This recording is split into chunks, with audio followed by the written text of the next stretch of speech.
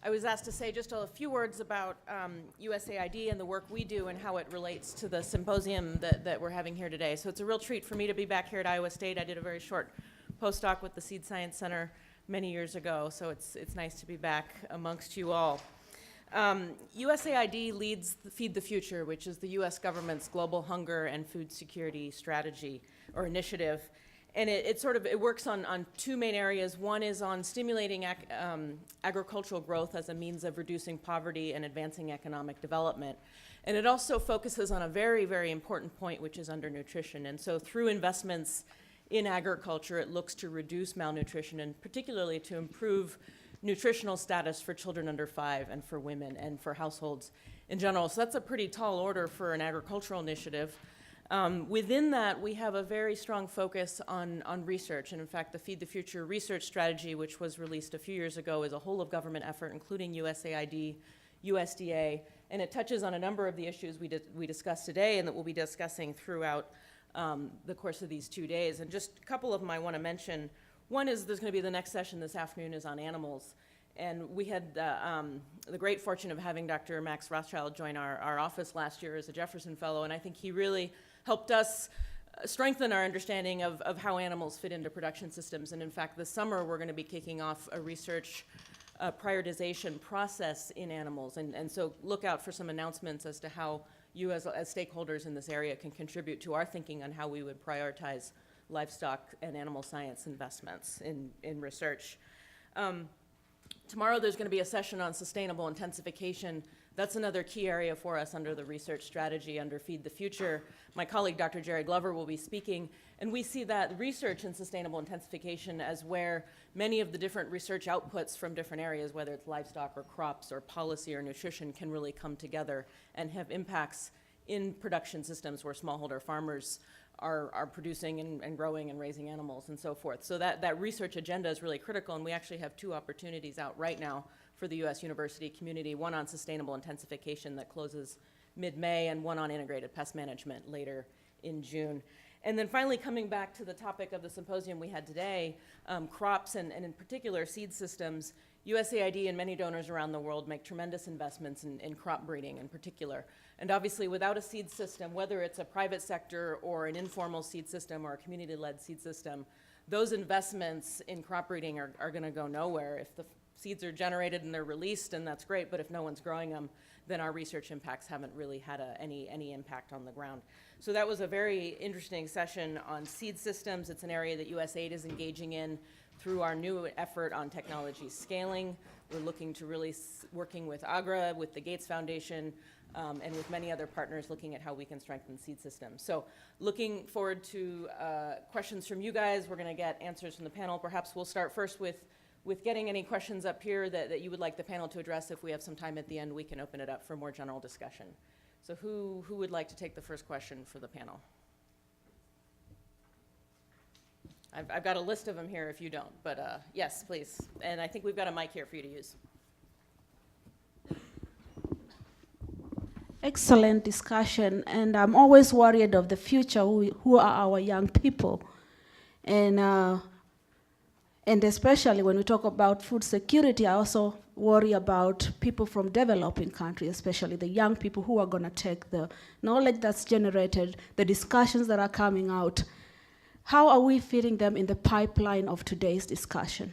And sorry, could you say your name and your institution, please? I'm Esther Ngumbi, representing Auburn University, Entomology and Plant Pathology Department.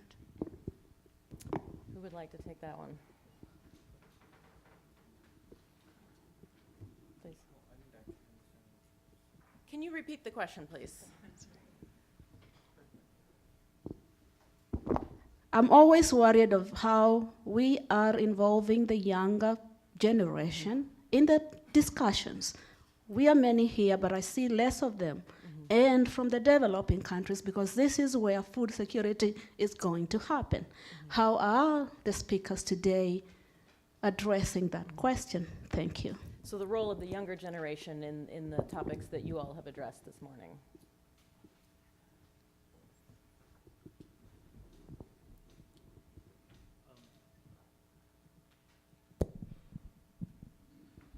Well, in India, there's a, can I be heard? Can you hear me? In India, the agriculture education and extension system is quite robust. Agriculture as a field for as education and study is also quite in demand. The quality of students who are going into agriculture, especially why especially anything means across all the fields in agriculture has got a lot of demand. You see that we have got less number of seats than the students actually turn up. So that way, at least in India, I can say that there's a huge interest for the student population to sign up and for agriculture courses, and it's served us reasonably well in the past, and the same trend is at least continuing in India. I am not too sure as to how the system is in US and in Europe, but India, I think, has got good talent, a lot of young students who are wanting to be agriculturists, agricultural scientists, want to work in agriculture. Also the fact that, there's a high population that's dependent on agriculture in the country. So it's a very good career scope for a lot of people, and that's why they are very interested in joining up. So there we don't see any major dearth as of now. I mean, 10, 15 years down the line, the situation might be different, but as of now in India, it's reasonably well taken care of. Anyone else want to take that, or? Yeah, I can make a few comments. I think from my understanding, observation in Africa, the agricultural or farming community is an aging community. And the youth don't seem that keen on going into farming because it's seen as a bit of a drudgery. And that's a challenge. I think even in the educational system, they're struggling to get numbers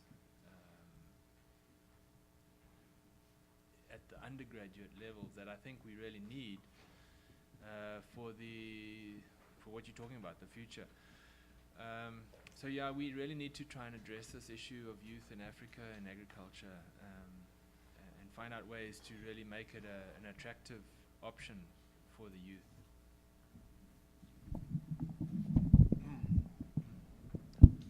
Following on that, I think it'd be very interesting to know what young Africans, young South Asians think about what it would take to make it very attractive for them to go into farming.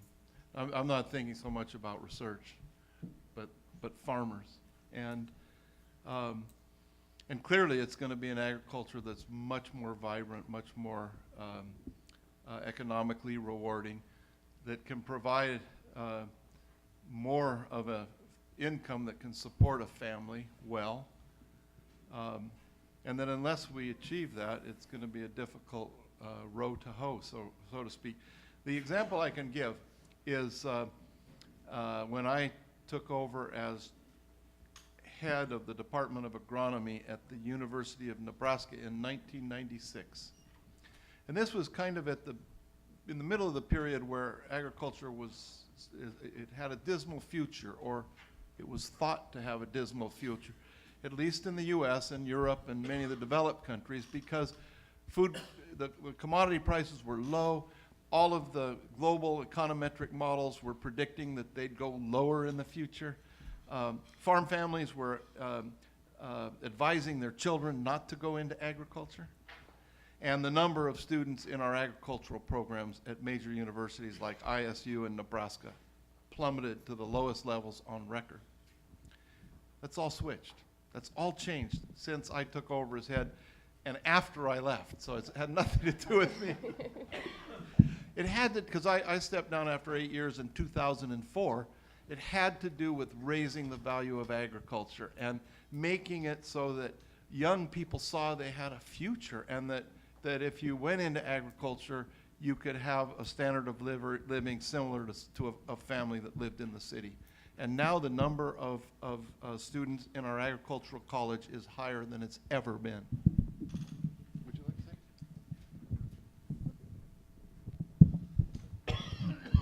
I agree with the other speakers, but I think only if you approach agriculture as a business, it will become interesting for youngers, otherwise not. That's the value proposition. Yeah, just an example of that in Zimbabwe. This might not be an appealing example for us, but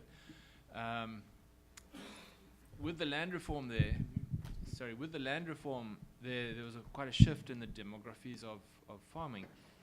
And because the commercial farmers, the white commercial farmers decreased, the tobacco production plunged. And then the local farmers, the smallholders, began to produce tobacco and began to make money. And the youth are switching to tobacco, and they're leaving, sadly, the things like maize and soybeans and cotton. But it kind of reinforces the point that if you can make money out of agriculture, if you can farm profitably, and there's markets and so on, people will engage in it. So yeah, I think we need to make it a business. Great. Do we have another question? Yes.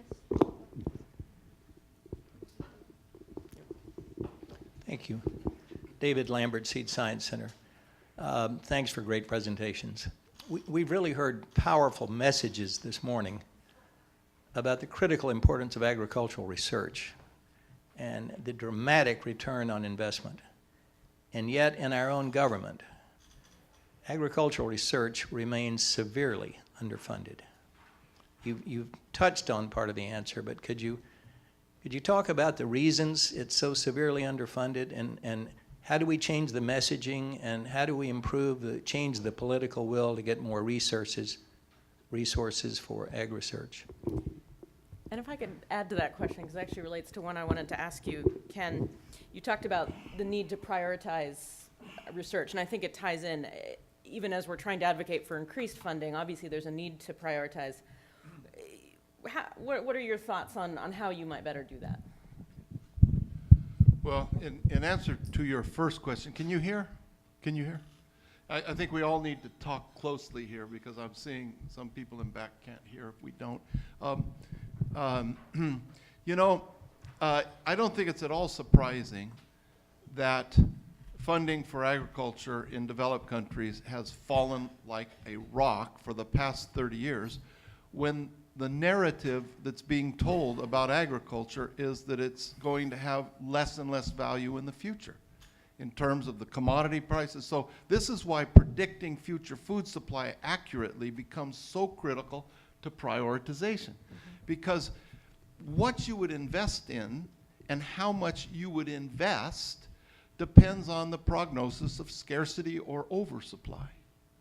And if our narrative for certainly in all of my career except the last 6 years has been we're overproducing and prices are going lower, I think we created a whole generation of policymakers, university administrators, who their entire professional perspective was forged in that environment. And it's going to be very difficult to turn that around.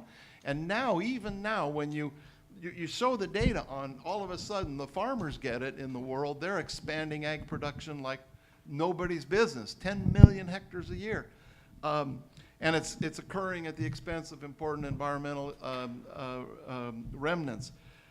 Prices are higher than they've been, and the continuing decrease in real commodity prices has reverted. You still hear people saying that we're going to go back to lower prices, and this is just an aberration, et cetera. Bottom line, if we can't achieve consensus on what the most likely scenario is for food production, demand, supply, area involved, it's going to be very hard to get a consensus on a research agenda, the priorities therein, and how much it's going to cost us. Thanks. Let's take another question. I think we have one over here. Yes. Candace Gardner, USDA ARS here on the Iowa State campus. Yeah, speak up. Is that better? Yes. Okay. Candace Gardner, USDA ARS on this Iowa State campus. I work with plant genetic resources. Back to the original question asked on the other side of the room. We've hosted a number of international Borlaug fellows over the years. They go home and there are no job opportunities for them. And so it isn't a matter of just getting them interested in farming. And this discussion of what's happening in Ethiopia, developing this sector, this cooperation, as jobs evolve, people will become interested, and policies are going to determine the development of those industries and the availability of jobs. Are there ways to accelerate that? Thanks. Who'd like to take a stab at that?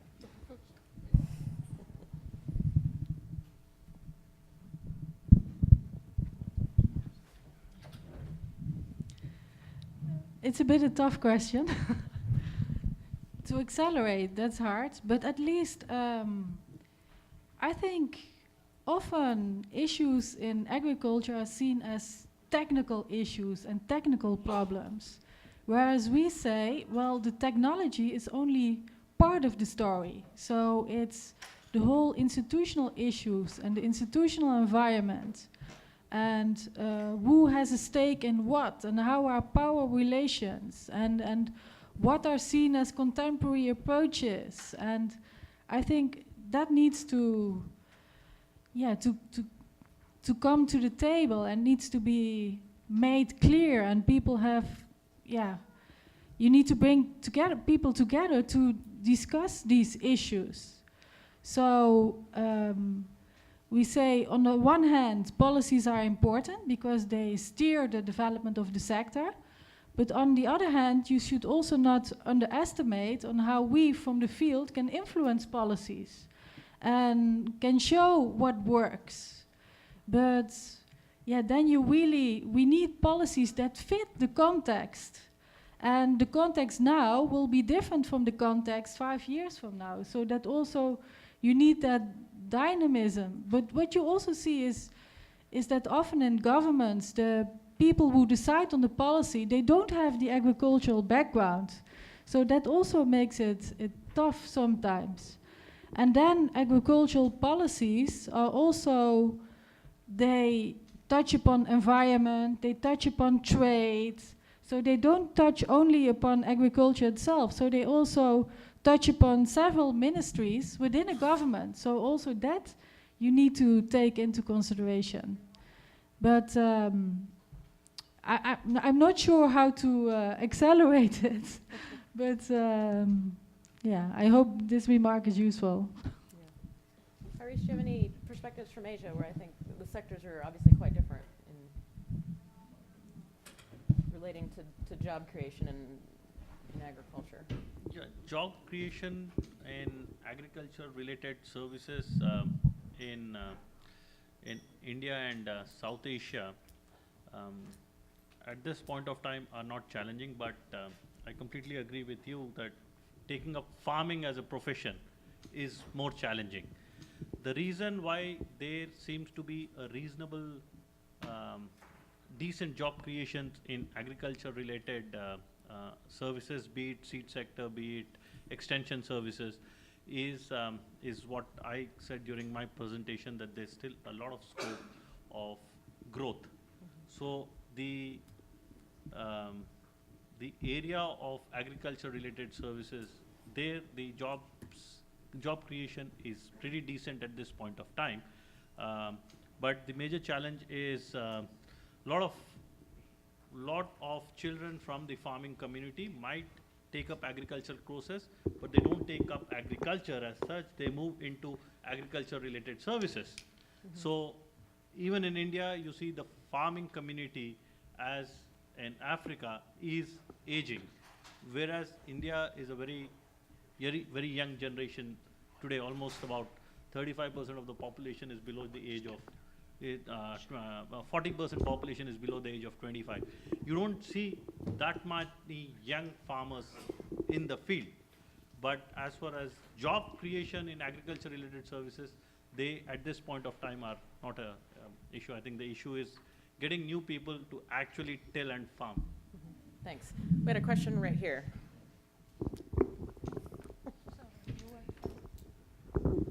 Okay, thank you. Adelaida Harris, Seed Science Center, Iowa State University. I have two questions. One to Dr. Reddy.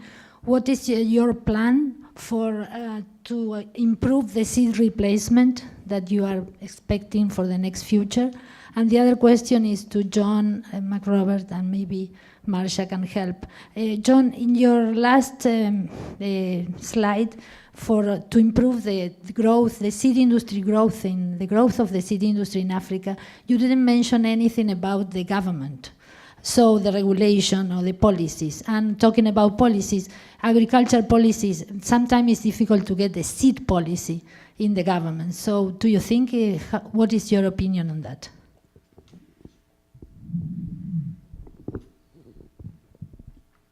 Well, the seed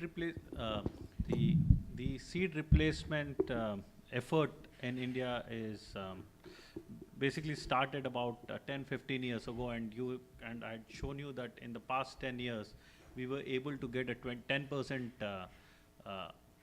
increase in the seed replacement ratio. For example, in most of the crops, like rice, it went up from 22% to 32%. In wheat, it went up from 17% to 27%, and also in maize. Maize already has a reasonably high seed replacement rate ratio because of hybrids.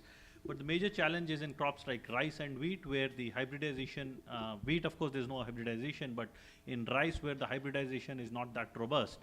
The plan there is that the private sector is working very closely with the government in the extension activities. We spend a large amount of time and money on demonstrating the farmer as to the benefits of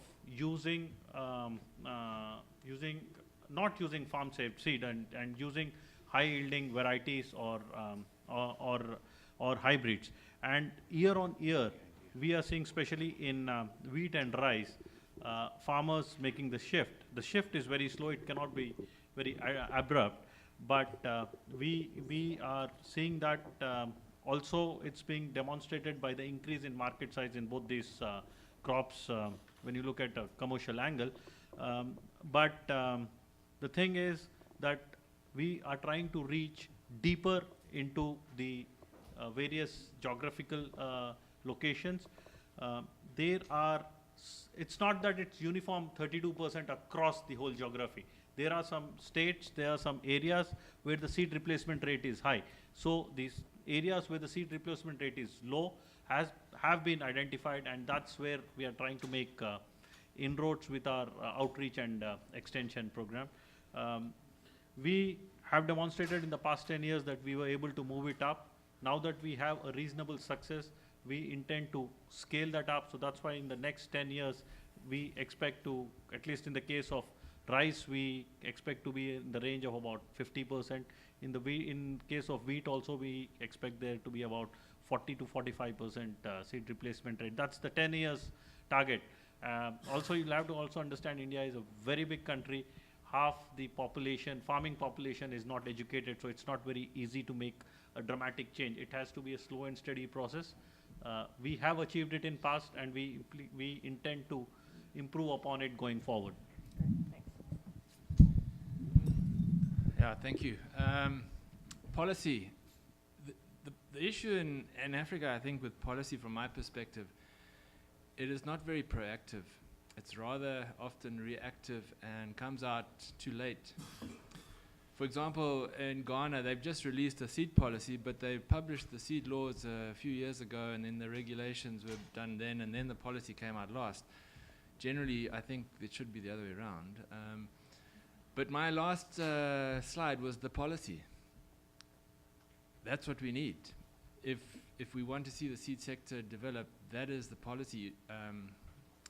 We need drivers, we need facilitation, we need facilitation by the government to enable the seed sector to develop. So, and also if you look at what's happened in Africa, a lot of seed companies have invested even though there's been no policy. Things are happening despite policies. So while I know Maria's going to say something a little bit different, I think we can't wait for the policies necessarily. We must just get on and do things, make it happen, and then they'll catch up later.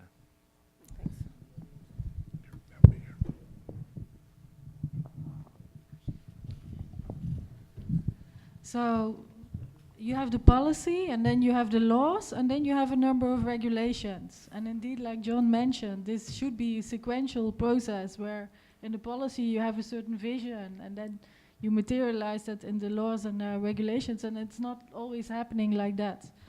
But I think talking about private sector and policies, in some cases and laws and regulations, in Africa we also need deregulation, because there's a lot of distrust between government and private sector.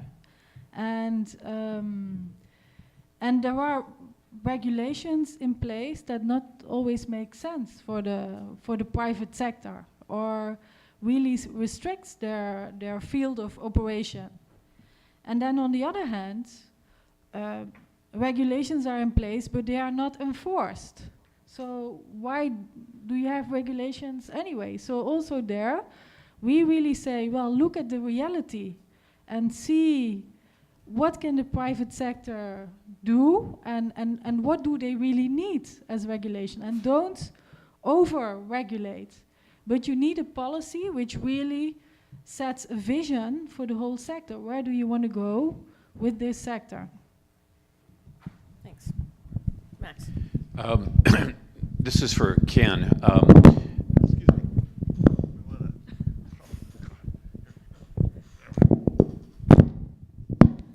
So this question is for Ken.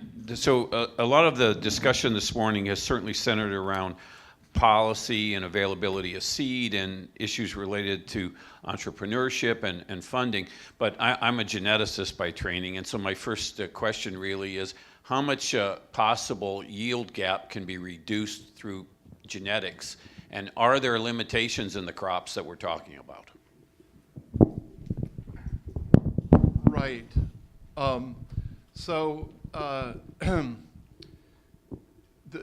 It depends at what point on that response curve you're talking about. So if you look at yield trends that I showed, and you see this generally linear trend and then a plateau. If you're down low on that curve, that is, yields are very low relative to the current potential yield, genetics plays a huge role. Simply improving quality of seed, for instance, and getting the best adapted variety without doing anything more than that is, you can't believe the power of that. Then coupled with a little bit of fertilizer, a little bit of pest protection, I mean, yeah, you can immediately jump up the response in terms of yield. But I think you're talking more about then the cases where average yields start to come in contact with that ceiling. And it turns out that the ceiling really is, in the cases we've looked at very carefully, is determined by sunlight, temperature, and water supply. And it's quite sobering that many geneticists in the plant community don't realize that there's been no real significant increase in that ceiling yield for any of our crops since the beginning of the Green Revolution. Now there's been a step increase on hybrids. So when you went from inbred rice to hybrid rice, there's this one step increase, about 10% on the best yielding inbred under the best conditions. You get about a 10% increase going to a hybrid. That seems to be, again, related to heterosis that no one really understands yet at a molecular level, certainly. But it's a one-time step, and then thereafter it follows a plateau. And the fundamental reason, we think, is there's been no progress made on photosynthesis or in reducing the energy cost of respiration. And when you're operating at the highest level of yield, you see, those are the factors that determine whether you can continue to create more biomass and convert it to economic product. There are hypotheses about how we might do that, things that you might change in photosynthesis, how you might reduce photorespiration, about how you might reduce respiratory costs themselves, about getting C-force photosynthesis in C3 plants, about putting nitrogen nodules on maize. All of these are checks in the mail, and they've been checks in the mail my entire career. So I think that if I was czar of the world, I would ask how much can we afford of our total global portfolio to spend on blue sky research. All of that I'd classify as blue sky research, meaning no idea when it might pay off, but if it did, the payoff is huge. So I think the question strategically for me, and I don't see any evidence that we're making substantial progress to getting those products in the 30-year time frame, I think is most important. Actually, it's 20 years to make a difference in farmers' fields within the next 30 years. I see no evidence that we're making significant progress yet, a lot of hypotheses. So I think strategically for the global community is, what portion of our portfolio do we spend on complete blue sky research for which there's no time frame, no idea, and to date, no real evidence that there can be success. Thanks. I saw a hand over, where did it go? We'll take you then.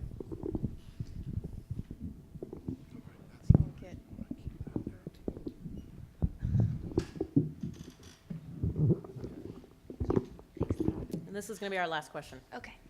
Hi, Hillary Byerly with Cornell University. A lot of the talk today has been centered on cereals, but in places like India, which you mentioned is food self-sufficient, malnutrition is among the highest rate in the world. So I wonder, what roles do nutrient-dense foods like pulses and fruits and vegetables have in the seed sector and in improving yields?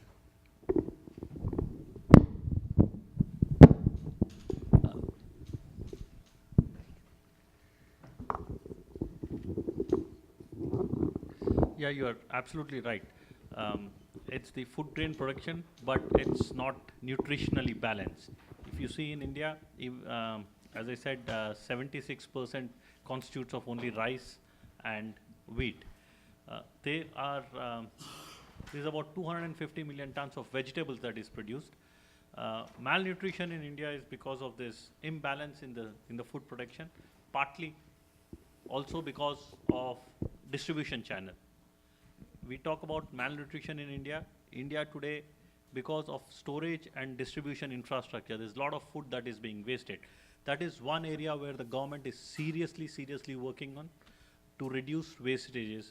At the last, there was a symposium in New Delhi where this was very significantly highlighted. Means we waste almost 20% of the total food that we produce, food and vegetables that we produce. They don't actually, because of improper storage and because of improper distribution. So that's one area. If we address that, that would also add to the food security. You're absolutely right. Thanks. Does anyone else want to take that in the African context?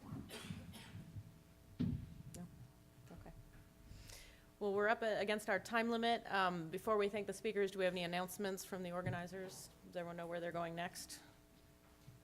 On the hall. Okay, lunch will be out in the hall. So let's thank our speakers very much for an excellent morning.